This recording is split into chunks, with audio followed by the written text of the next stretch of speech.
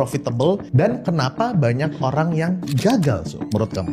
Kan ada kan orang trading gitu, terusnya kalau lagi floating loss gitu jadi investor, ada yang kayak gitu kan. Mana Sul punya uang sebanyak Suli di umur 19 tahun?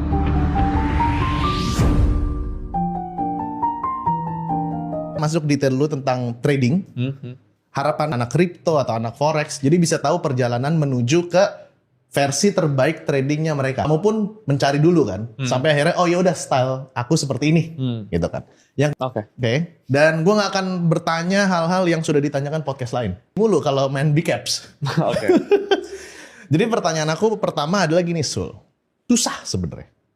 Menurut aku, secara statistik.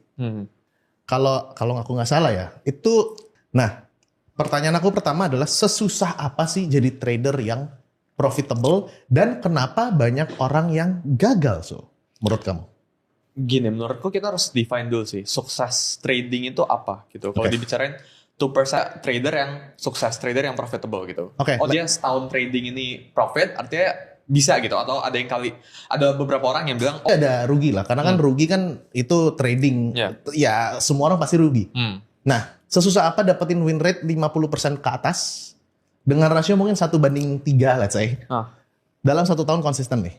50% 1/3 itu sekali melihat orang yang trading winning rate-nya 70%, 80% tuh nggak ada gitu.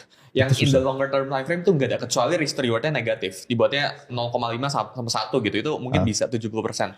Jadi risk to reward sama winning rate itu selalu berbanding gitu. Kalau kita pengen punya winning rate yang tinggi, 80% gitu, risk to reward-nya pasti mengecil. Itu udah hukum alam lah gitu. Tapi kalau risk to reward-nya pengennya besar, buat yang pemula, buat orang-orang yang baru mulai trading, cocoknya kayak gimana, itu dari setiap masing-masing gitu. Jadi ada yang emang preferensinya winning rate-nya harus tinggi gitu. Ada yang memang harus 60%-an, 70%-an gitu. Itu 1/1, itu udah bagus banget hitungannya.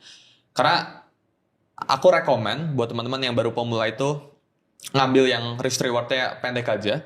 Karena pemula tuh cocoknya yang pertama. Jadi cocoknya tuh udah risk reward-nya nggak usah yang tinggi-tinggi. Tapi yang penting winning rate-nya tuh tinggi gitu. Jadi orang orang terbiasa dulu sama trading gitu.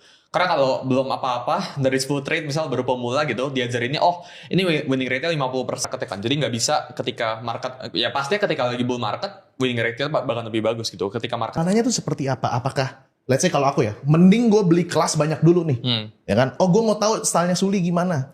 Stylenya Kalimas ada gimana. Stylenya ini gimana. Stylenya gimana. Aku cobain semua. Sampai akhirnya, wah gue nggak cocok yang ini nih.